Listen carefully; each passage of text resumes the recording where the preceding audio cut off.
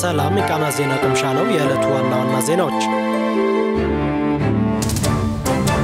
በገጠር አካባቢ ላሉ ሴቶች የካንሰር ሕክምና ተደራሽ እንዲሆን ያስችላል የተባለ ስምምነት በጤና ሚኒስቴርና ሮች ፋርማሱቲካልስ የግል ኩባንያ በተባለ ተቋም መካከል ተፈረመ። ስምምነቱ የካንሰር ሕክምና ተደራሽነትን ለማሻሻልና በሽታውን ለመክታት የሚያግዙ ስራዎችን በትብብር ለመስራት የሚያስችል ነው ተብሏል። ስምምነቱን የጤና ሚኒስትር ዴኤታ ዶክተር ደረጀ ዱጉማና የሮች ምስራቅ አፍሪካ ማኔጂንግ ዳይሬክተር ጃኩሊን ዋምቡ ተፈራርመዋል። ዶክተር ደረጀ ስምምነቱ የካንሰር ጫናን ለመቀነስ ለመከላከል የታማሚዎች እንክብካቤና ህክምናን ለማሻሻል የሚያግዝ እንደሆነ ገልጸዋል። አክለውም በመጀመሪያ ደረጃ የጤና ተቋማት ላይ ትኩረት ተደርጎ በገጠር አካባቢ ላሉ ሴቶች ህክምናው ተደራሽ እንዲሆን አዳዲስ አሰራሮችን የተከተለ ምርመራና ልየታ እንዲኖር የተጠናከረ የካንሰር ምዝገባ መረጃ ስርዓት እንዲዘረጋ ሮች ከጤና ሚኒስቴር ጋር በትብብር ስምምነቱ እንደሚሰራ ተናግረዋል። በሚኒስቴሩ የበሽታ መከላከልና መቆጣጠር ዋና ስራ አስፈጻሚ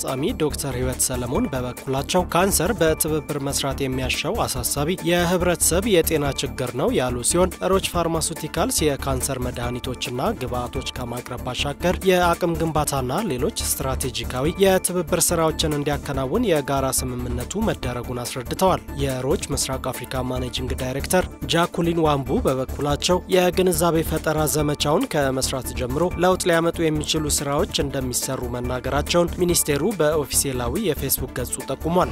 በአዲስ አበባ የካ ክፍለ ከተማ ወረዳ 8 ሾላ ገበያ ማዕከል ትላንት ምሽት የደረሰ የእሳት አደጋ መጠነኛ የንብረት ጉዳት ማስከተሉ ተገለጸ። አደጋው ትላንት መስከረም 6 ቀን 2018 ዓ.ም ከምሽቱ 5 ሰዓት ተኩል ላይ መድረሱን የመዲናዋ የእሳትና አደጋ ስጋት ስራ አመራር ኮሚሽን ገልጿል። የእሳት አደጋው በተወሰኑ የንግድ ሱቆች ላይ ጉዳት ማስከተሉን ኮሚሽኑ አስታውቋል። እንዲሁም በሁለት ሰዎች ላይ ቀላል ጉዳት መከሰቱን ነገር ግን በህይወት ላይ የደረሰ ምንም ጉዳት አለመኖሩን ኮሚሽኑ ጠቁሟል።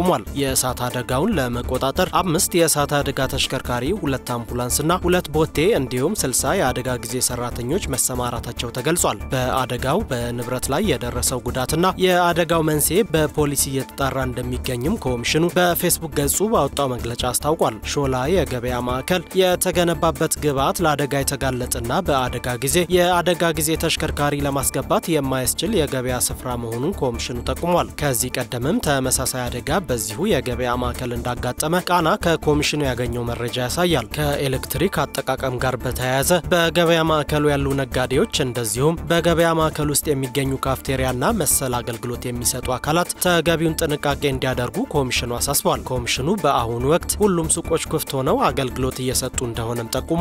የመዲናዋ የእሳትና አደጋ ስጋት ስራ አመራር ኮሚሽነር አህመድ መሐመድና የየካ ክፍለ ከተማ ዋና ስራ አስፈጻሚ ፍጹም ኃይልን ጨምሮ ሌሎች የሥራ ኃላፊዎች የእሳት አደጋው የተከሰተበትን ቦታ ጎብኝተዋልም ተብሏል። የመዲናዋ የእሳትና አደጋ ስጋት ስራ አመራር ኮሚሽን በተጠናቀቀው የ2017 በጀት ዓመት 12.7 ቢሊዮን ብር የሚገመት ንብረት ከውድመት ማዳን እንደቻለ መዘገቡ ይታወሳል።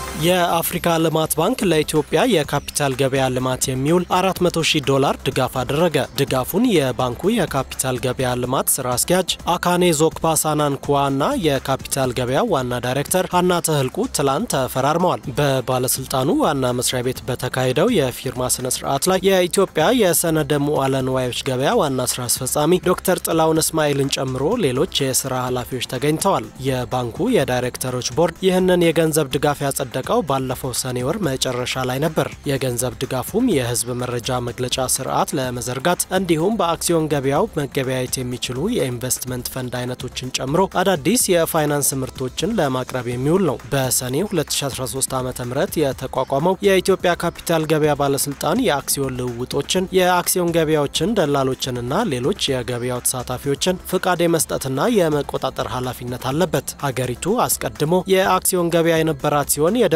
መንግስት ወደ ስልጣን መምጣቱን ተከትሎ እንደቆመ የሚታወስ ነው። የውሃና ኢነርጂ ሚኒስቴር በአራት ክልሎች ለሚያስገነባቸው 10 የመጠጥ ውሃ ፕሮጀክቶች በ219 ሚሊዮን ብር ወጪ ከአራት ድርጅቶች ጋር የማማከር ውል ስምምነት ተፈራረመ። ተቋሙ በደቡብ ኢትዮጵያ፣ በሶማሌ፣ በቤኒሻንጉል ጉሙዝና በደቡብ ምዕራብ ኢትዮጵያ ክልሎች ለሚያስገነባቸው የመጠጥ ውሃ ፕሮጀክቶች የማማከር ውል ስምምነቱን የተፈራረመው ታርን፣ አዋሽ፣ ሚልኪና አሃዱ ከተሰኙ አማካሪ ድርጅቶች ጋር ነው። ስምምነቱን የመጠጥ ውሃና ሳኒቴሽን ዘርፍ ሚኒስትር ዴኤታ አምባሳደር አስፋው ዲንጋሞ ከአማካሪ ድርጅቶቹ የስራ ኃላፊዎች ጋር ተፈራርመዋል። የማማከር ስምምነቱ በ4 ወራት ጊዜ ውስጥ እንደሚጠናቀቅም ሚኒስቴር መስሪያ ቤቱ ስምምነቱን አስመልክቶ በኦፊሴላዊ የፌስቡክ ገጹ ባወጣው መግለጫ አስታውቋል። አምባሳደር አስፋው አማካሪዎቹ በተገባው የውል ስምምነት መሰረት በሚፈለገው የጥራት ደረጃና ከተቀመጠው የጊዜ ገደብ ባጠረ ጊዜ ስራውን እንዲያጠናቅቁ አሳስበዋል። ውሉን የወሰዱት አማካሪ ድርጅቶች በበኩላቸው ስራውን በጥራትና በተቀመጠ ለት ጊዜ እንደሚያጠናቅቁ ገልጸው ለስራው ቅልጥፍና ሚኒስቴር መስሪያ ቤቱ አስፈላጊ ዶክመንቶችን እንዲሰጣቸው ጠይቀዋል። የማማከር ውል ስምምነቱ በደቡብ ኢትዮጵያ 3፣ በሶማሌ 3፣ በቤኒሻንጉል ጉሙዝ 3 እንዲሁም በደቡብ ምዕራብ ኢትዮጵያ ክልል 1 የመጠጥ ውሃ ፕሮጀክቶችን ለመገንባት የሚያስችል እንደሆነ ተገልጿል።